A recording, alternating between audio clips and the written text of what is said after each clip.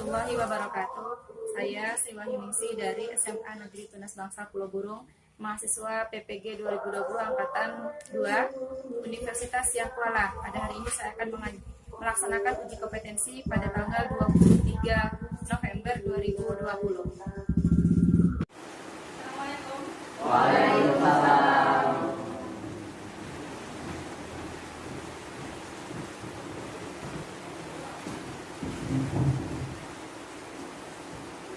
Assalamualaikum warahmatullahi wabarakatuh. Waalaikumsalam warahmatullahi wabarakatuh.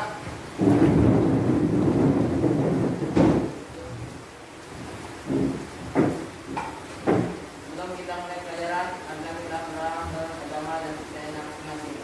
Berdoa dimulai.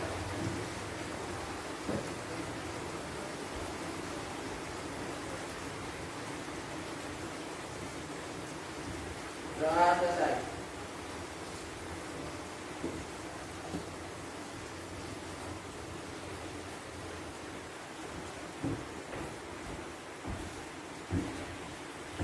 Hiduplah Indonesia Raya 1, 2, 3. Indonesia tanah airku, tanah tumpah darahku.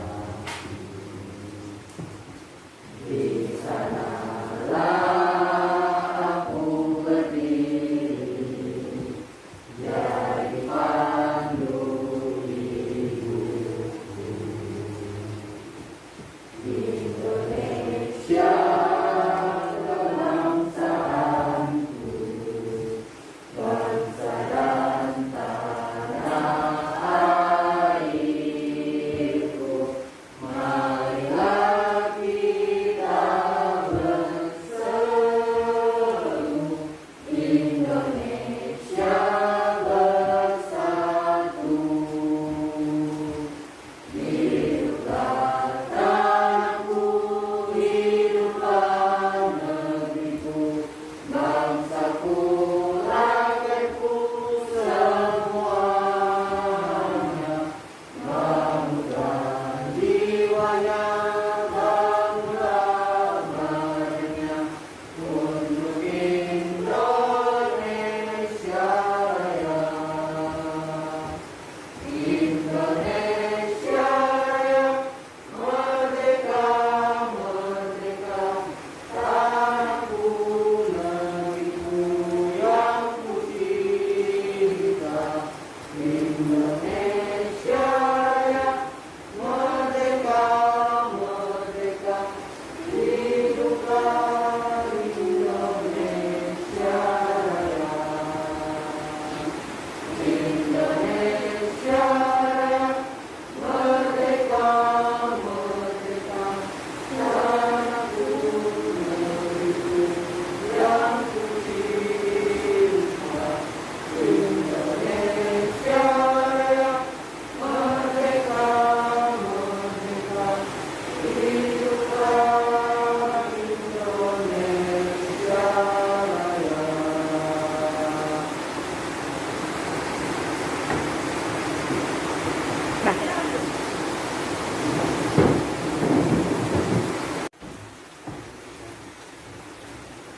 Ketua kelas hadir semua hari ini. Kabarnya ada 2 orang pun yang tak masuk, Cynthia Priya dan Oji. Mereka berdua sakit Bu, hari ini.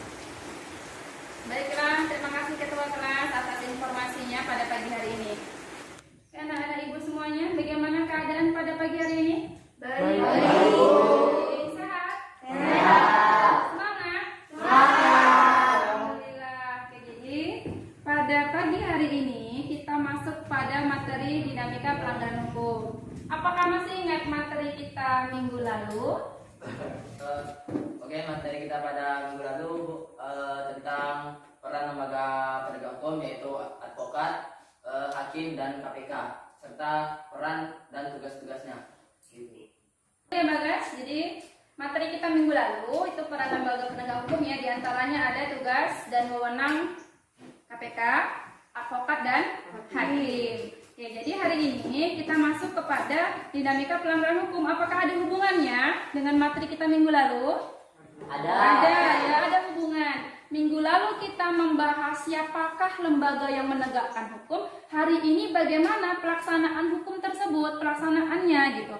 Pelaksanaan dari lembaganya untuk menegakkan pelanggaran-pelanggaran hukum yang terjadi. Jadi setelah mempelajari materi kita pada pagi hari ini, itu nantinya Ananda mendapatkan manfaat. Apa saja manfaatnya? Yang jelas yang pertama ya, Ananda nanti paham bagaimana bentuk-bentuk pelanggaran hukum, ya baik itu di lingkungan masyarakat, sekolah, keluarga, dan berbangsa dan bernegara.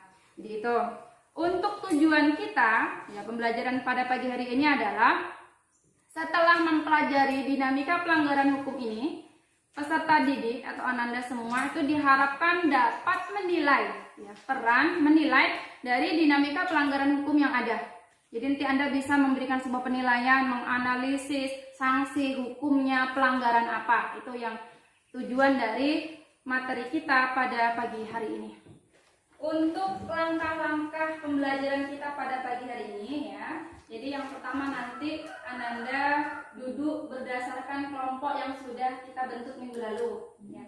Sesudah duduk di dalam kelompok, nanti Ibu akan menayangkan sebuah video. Jadi di situ nanti Ananda dalam kelompok itu silakan berdiskusi, analisalah, identifikasi, dan berikan sebuah penilaian tentang pelanggaran hukum yang terjadi. Tuh. Setelah itu, untuk penilaian hari ini, ya supaya Ananda ketahui nilai apa saja yang ingin Ibu kasih untuk kalian pada hari ini, yaitu yang pertama ada sikap spiritual dan sikap sosial. Jadi nanti Ananda Ibu nilai apakah ketika sebelum memulai pelajaran berdoa atau tidak, sopan santun atau tidak, terus menghormati sesama kawan atau tidak. Itu dalam sikap spiritualnya. Untuk dalam penilaian diskusi, nanti Ibu akan berikan sebuah penilaian Ananda jujur, ya. Ananda disiplin. Disiplin di sini adalah Ananda mengerjakan tugas tepat waktu, ya. Terus apa yang Ananda sampaikan sesuai dengan ilmunya, sesuai dengan sumber-sumber yang terpercaya. Itu untuk penilaian kita pada pagi hari ini. Ada pertanyaan untuk langkah-langkah selanjutnya? Oke, tidak ada. Kalau tidak ada, kita lanjut ya, masuk kepada materi. Kita hari ini masuk kepada materi dinamika pelanggaran hukum ya. Sebelum kita mulai, apa arti hukum? Yuk, Bang Bagas, apa itu arti dari hukum? Hukum adalah perintah atau aturan. Ada lagi? Hukum itu adalah larangan. Perintah, larangan, aturan tadi ya. Ada lagi yang ingin menjawab? Saya bukti memaksa, mengikat, tegas. Oke, jadi jawaban dari teman-teman kamu tadi, hukum itu aturan, larangan, perintah ya, ada sanksi.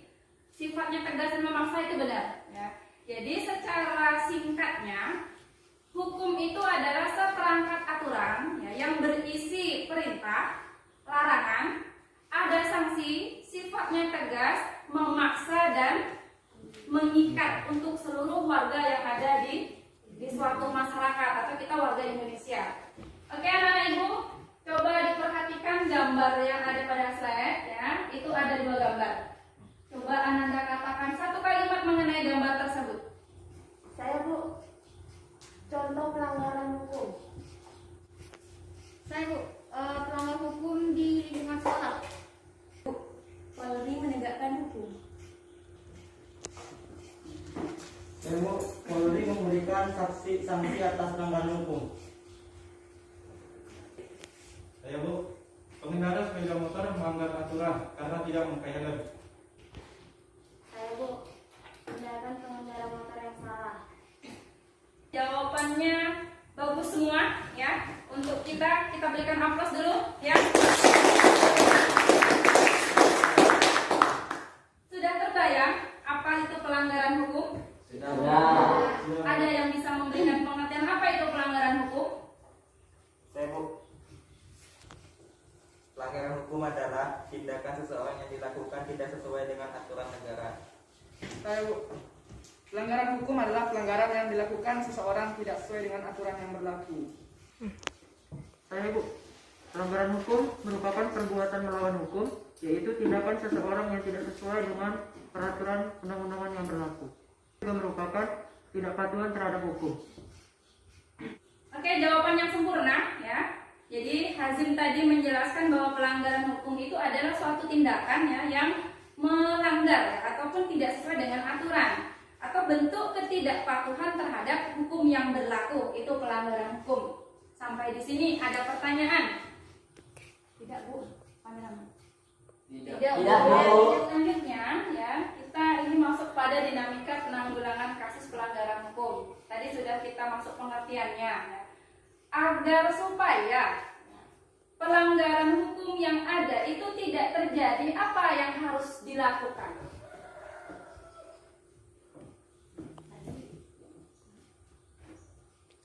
Diberi hukuman. Diberi hukuman, ya benar. Ada lagi? Diberi denda. Diberi denda. Apa lagi? Ditegur. Ditegur. Diberi sanksi. Diberi sanksi. Diberi hukuman sesuai undang-undang. Diberi hukuman yang sesuai dengan undang-undang. Ya benar ya. Agar pelanggaran hukum itu tidak terjadi, maka diberi sanksi, diberi hukuman, diberi denda ya, supaya pelanggaran hukum itu tidak terjadi kembali. Oke. Jadi di Indonesia itu ada 3 bentuk hukuman ya. Ada hukuman pokok, ada hukuman tambahan, ada apa satu lagi? Atau 2 saja?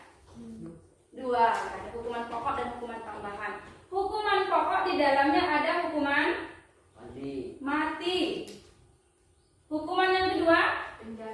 Penjara. Yang ketiga? Kurungan. Ya. Hukuman mati ini ditetapkan kepada tersangka yang pelanggaran hukumnya termasuk yang terberat. Ya, contoh kasus Ambrozi ya, bom Bali 2 itu hukumannya adalah hukuman mati ya, karena memang kasusnya sangat berat. Setelah itu tadi hukuman kurungan dan penjara. Apa beda kurungan dan penjara? Kalau kurungan itu lebih ringan daripada penjara, jadi batasnya hanya 1 tahun. Ya, kalau yang penjara itu minimal seumur hidup. Tuh, jadi beda dia. Setelah itu ada hukuman tambahan. Di tambahan ada pencabutan hak-hak tertentu. Kita kasih contoh. Apa itu pencabutan hak-hak tertentu? Jika seorang dokter melakukan malpraktek, ya, jadi haknya sebagai dokter itu akan dicabut.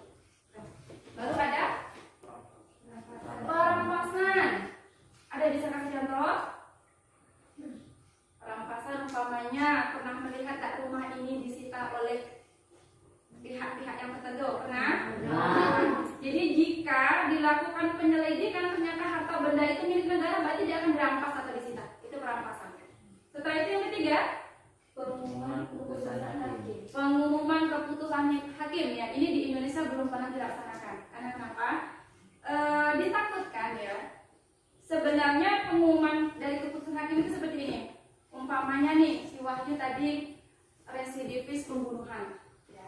Keputusan hakim di sini itu maksudnya gini.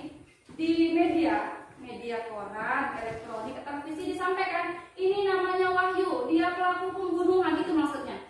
Ya, jadi itu untuk supaya masyarakat waspada terhadap si Wahyu, tapi itu tidak dilaksanakan. Jadi itu yang pengumuman tambahan dari hakim tadi. Sampai di sini ada pertanyaan? Tidak. Oke, terima kasih. Sudah paham? Paham. Lanjut. Di gambar ini bentuk pelanggaran yang dilakukan di dalam lingkungan keluarga ada? Apa saja itu? Melawan perintah orang tua. Melawan perintah orang tua. Sahrul. Mencuri duit orang tua. Mencuri duit. Wahyu. Tidak melaksanakan ibadah sesuai agama.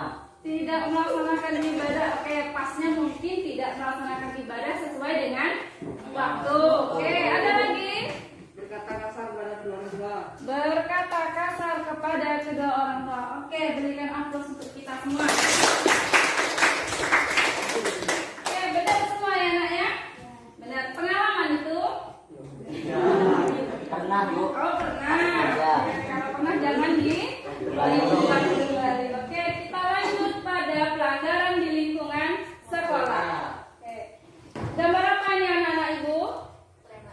Anak sekolah yang tidak memasukkan bajunya, Bu. Oke, anak sekolah yang tidak memasukkan baju melanggar hukum.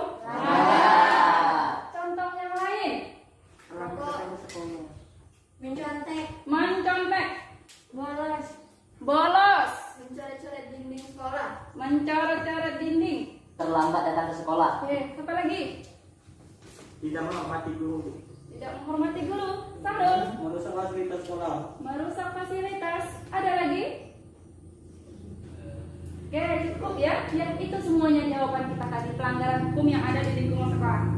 Jadi, apa yang ada aturan-aturan di sekolah itu seharusnya ditaati oleh seluruh warga sekolah ya. Jangan lagi mencontek, iya Yu? Iya Bu. Ya. Jangan coret-coret dinding ya. Iya Bu. Tidak boleh itu. Jadi itu termasuk aturan yang harus kita taati. Lanjut kita pelanggaran di lingkungan masyarakat. Oke. Kita semua tinggal di mana? Di desa, di kampung. Ya di desa, di kampung, di lingkungan masyarakat. Ya. Artinya kita itu adalah bagian dari masyarakat di mana kita tinggal. Jadi mau tidak mau kita harus ikuti aturan yang ada di dalam masyarakat tersebut. Ya.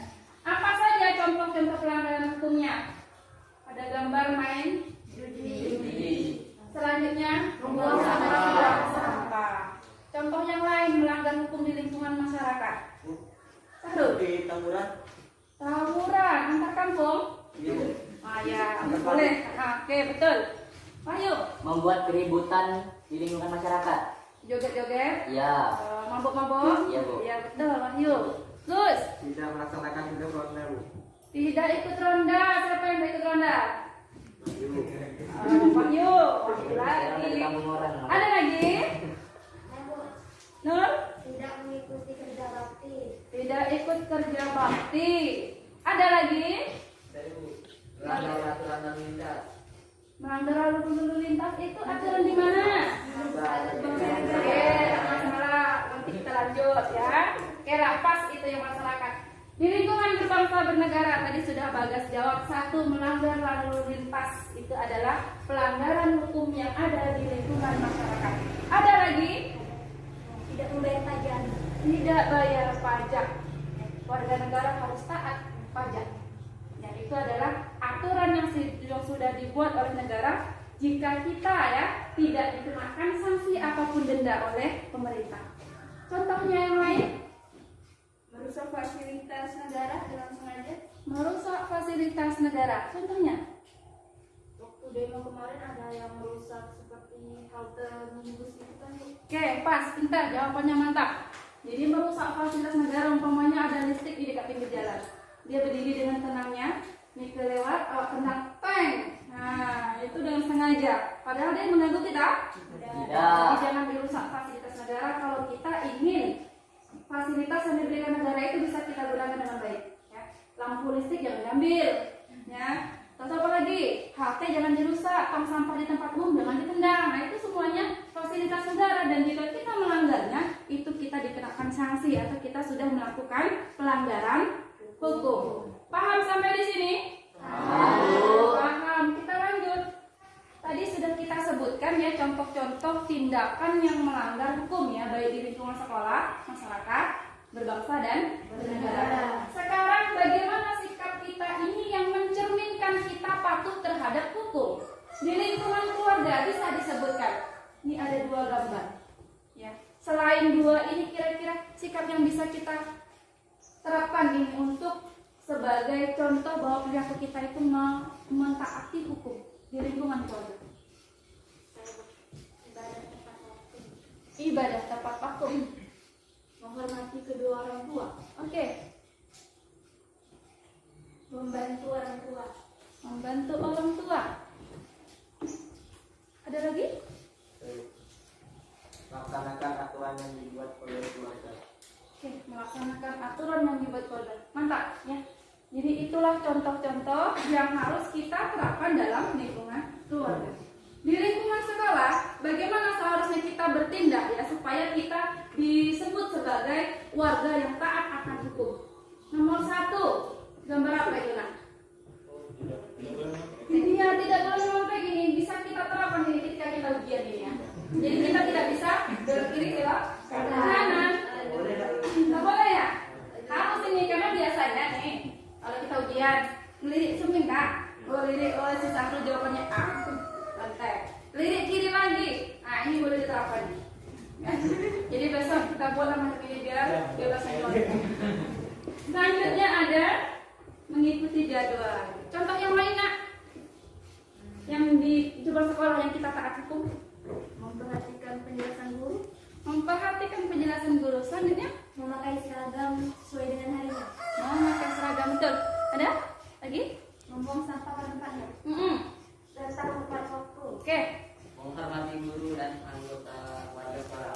oke, pas semua jawabannya, mantap ya. Luar biasa hari ini. Paham anak ibu semuanya. Kita lanjut dalam lingkungan masyarakat. Bagaimana bentuk perilaku yang taat akan hukum? Bagaimana nak? Yang taat hukum? mengikuti gotong royong, Mengikuti gotong royong. Ada lagi? membuang sampah pada tempatnya, Membuang sampah pada tempatnya, mungkin di tempat pembuangan sampah akhir ya. Jadi tempat umum itu ada biasanya ada tempat-tempat sampah akhir. Jadi kita tidak boleh buang di tempat aliran sungai. Ada lagi? melaksanakan tugas ronda, Melaksanakan tugas ronda. Gus? menghormati tetangga, Menghormati tetangga, wajib ya. Karena tetangga itu idolaku ya? Oh bukan.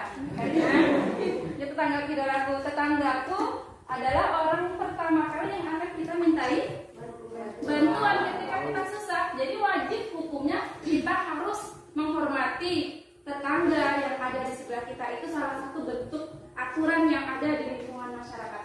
Lanjut, kita masuk dalam kehidupan di lingkungan berbangsa dan bernegara. Ini dia. Sebagai warga negara yang taat akan hukum, dia akan selalu bayar pajak tepat waktu. Selalu ngapain lagi? mematuhi lampu lalu lintas, Mematuhi rambu lalu lintas. Ada lagi? ikut pemilu, Ikut pemilu. Ya. Bentar. Jadi ikut pemilu, mematuhi rambu lalu lintas, membayar pajak. Ada lagi? memiliki KTP dan Memiliki KTP dan SIM. Itu termasuk aturan yang harus kita tepati ya untuk hidup di lingkungan berbangsa dan bernegara. Sampai di sini ada pertanyaan? Oke, tidak. Nampaknya anak ibu ini tidaknya ini benar-benar paham atau karena sudah siang jadi saya lapar bu. Tidak aja biar cepat. Mudah-mudahan tidak ya. Tidak. Mudah-mudahan paham. Oke, terima kasih udah paham. Ya. Selanjutnya kita lihat. Ini ada video ya. Ada video di sini, nanti inilah tugas kita pada hari ini. Tadi kan sudah ibu jelaskan dari pelanggaran hukum ini contohnya begini-begini, sanksinya ada. Ini ada video, ada 5 video. Nanti anak ibu di dalam kelompok yang sudah kita tentukan kemarin ya anak ya. Silakan langsung duduk berdasarkan kelompoknya. Nanti diidentifikasi apa yang ada dalam video berdasarkan materi kita pada hari ini ya, pelanggaran hukum. Oke, ada pertanyaan? Tidak. Oke, tidak ada. Kalau begitu ibu bagikan dulu ya apa yang harus kita kerjakan. Jadi kalau tidak ada pertanyaan silakan ditanyakan. Ini yang harus dikerjakan.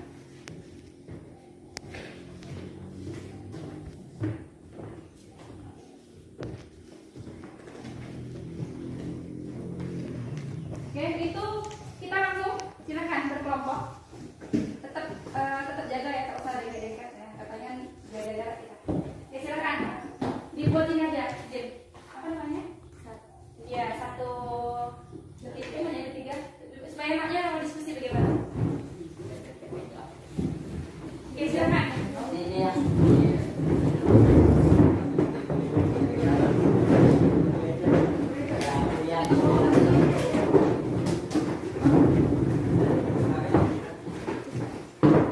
Oke, silakan. Jadi, kalau tidak ada pertanyaan nanti di ini ya, di pertanyaan ditanyakan yang tidak paham. Ya bu. Oke sudah. Oke, kalau sudah kita tonton videonya sambil dianalisa dan diidentifikasi. Oke, anak ibu, sesudah kita tonton video tadi, ibu minta kalian dalam kelompok silakan dianalisis ya, didiskusikan berdasarkan materi kita dinamika pelanggaran hukum tadi. Jadi tolong dikaitkan dengan materi kita dengan video yang sudah kita tonton mengenai contoh-contoh pelanggaran hukum yang pernah terjadi di Indonesia. Kalau tidak paham paham silakan ditanyakan nanti. Oke, silakan dalam kelompok.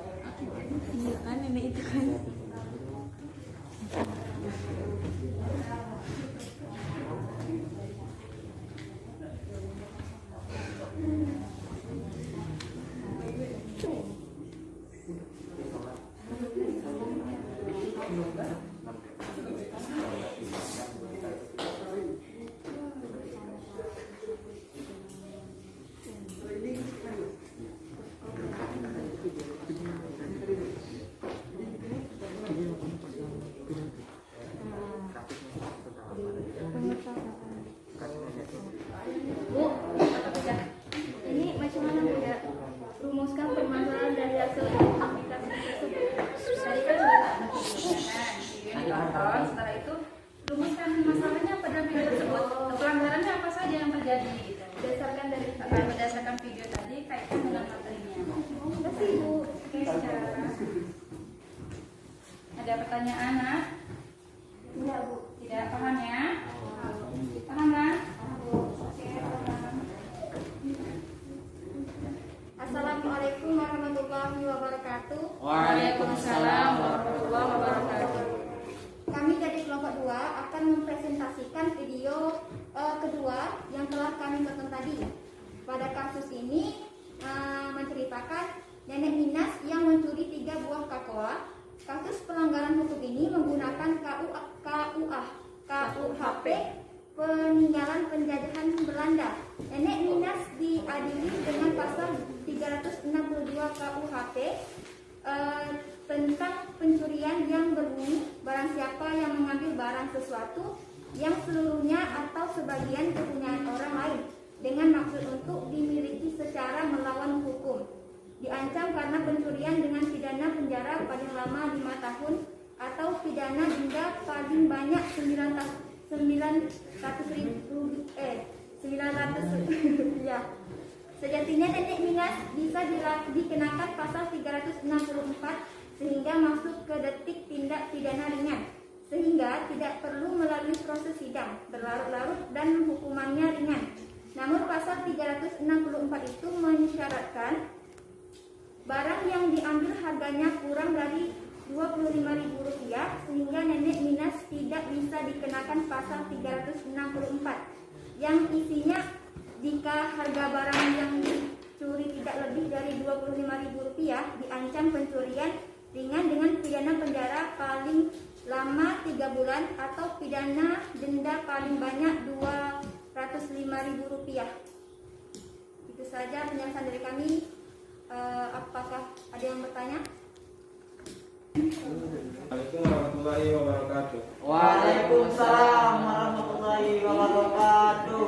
Saya David Prasetyo Putra, perwakilan dari kelompok 3 ingin menanyakan kepada kelompok 2. Setelah melihat tayangan video tadi, bagaimana tanggapan kelompok Anda mengenai kasus ini?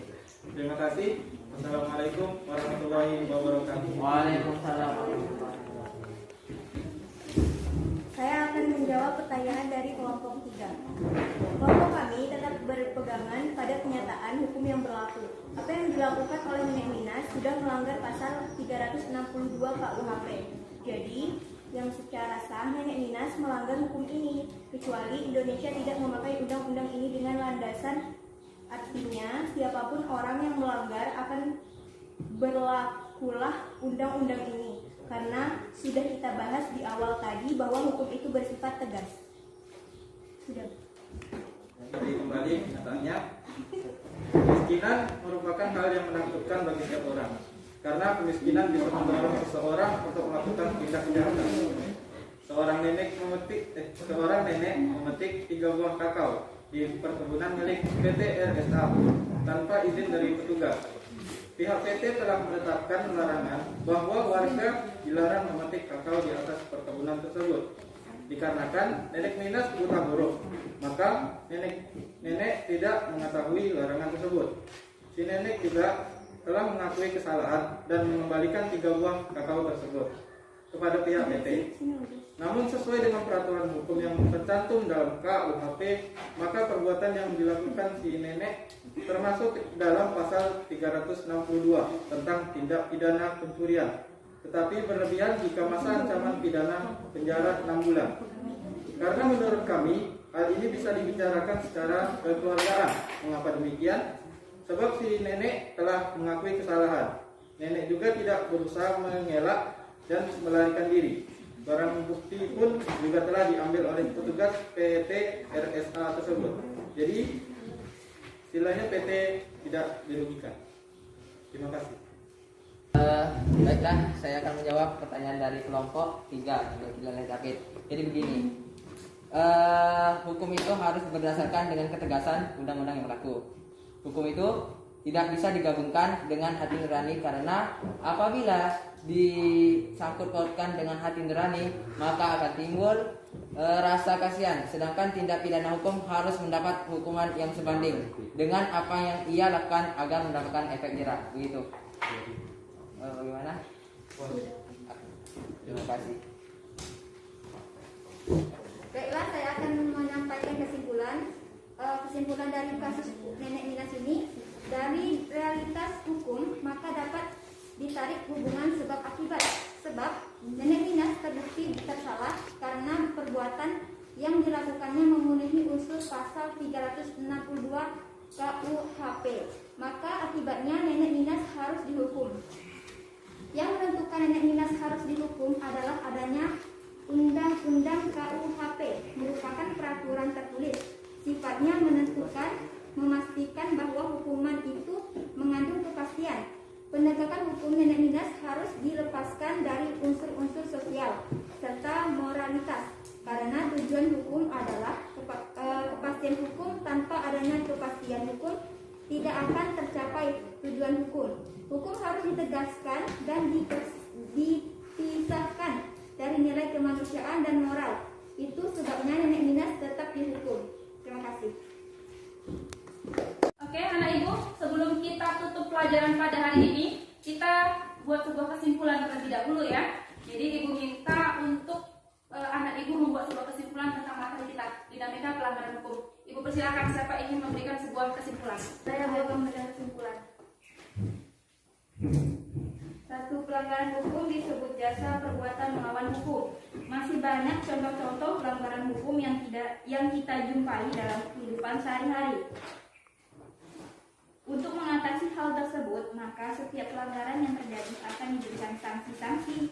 Di sini bersifat tegas dan nyata. Sanksi itu berupa 1. Hukuman mati, hukuman penjara, hukuman kurungan, hukuman denda. Setelah itu ada hukuman tambahan, yaitu pencabutan hak-hak tertentu, 2. Perampasan, 3. Pengumuman keputusan hakim. Itu kesimpulan dari saya.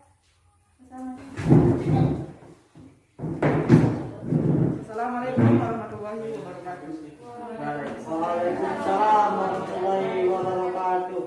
Saya akan membacakan kesimpulan dari hasil presentasi hari ini. Kita sebagai warga negara berkewajiban untuk berpartisipasi dalam perlindungan dan penegakan hukum. Partisipasi bisa dilakukan dalam lingkungan keluarga, sekolah, masyarakat, berbangsa, dan bernegara. Kesadaran hukum masyarakat sangat memengaruhi kepatuhan masyarakat terhadap hukum, sehingga pelanggaran hukum tidak akan terjadi. Sekian dari saya. Assalamualaikum warahmatullahi wabarakatuh. Oke, terima kasih kepada Nur Anissa dan Nurdin ya atas kesimpulan yang sudah dibacakan pada materi hari ini. Ibu ingin menambahkan ya tentang kesimpulan apa ya materi kita pada hari ini mengenai dinamika pelanggaran hukum. Jadi kan tujuan kita tadi menilai dinamika pelanggaran hukum. Jadi kesimpulannya adalah ya, walaupun sudah diterapkan sanksi, sudah dibuat aturan hukum yang berlaku, ternyata masih kita jumpai adanya pelanggaran hukum. Adanya tindak-tindak yang memperlihatkan bahwa sikap-sikap tersebut tidak sesuai dengan hukum.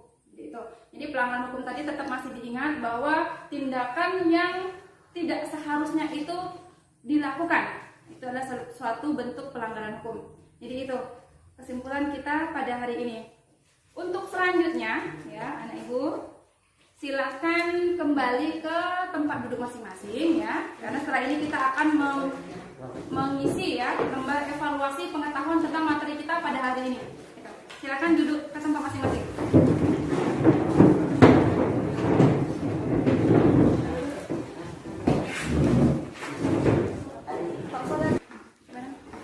Oke anak ibu, ini ada lembar kerja kita ya, penilaian evaluasi untuk melihat apakah anak ibu paham tidaknya materi pada pagi hari ini. Jadi ini ada 10 soal, silakan dikerjakan secara pribadi. Ya tadi kan sudah kita bahas bahwa tidak boleh mencontek, itu berarti melanggar hukum. Oke, jadi secara pribadi dikerjakan sesuai dengan apa yang anak-anak pahami pada hari ini.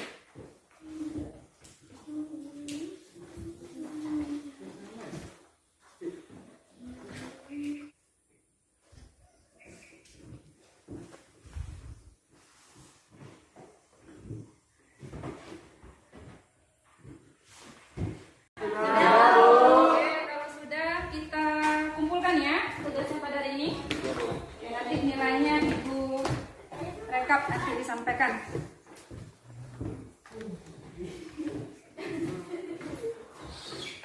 Mudah dapat 100 ya. Senang. Oke, terima kasih. Ibu akan memberikan penilaian ya tentang kelompok yang sudah mempresentasikan pada pagi hari ini. Jadi ibu di sini memberikan penghargaan untuk kelompok siapa tadi nilai saya tadi? Kelompok 4 ya? Sama si David tadi kelompok berapa? Oke, ibu memberikan penghargaan untuk kelompok 3.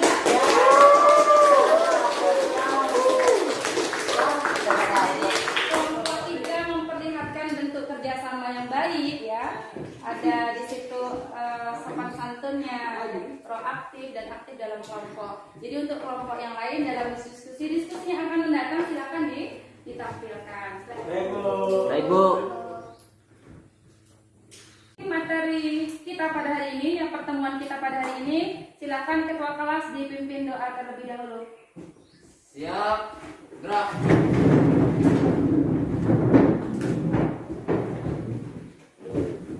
Baiklah, untuk mengakhiri pelajaran kita pada pagi hari ini, adalah kita berdoa menurut agama dan kepercayaannya masing-masing. Berdoa dimulai.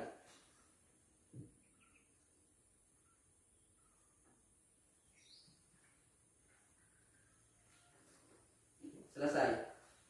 Beri salam kepada ibu guru.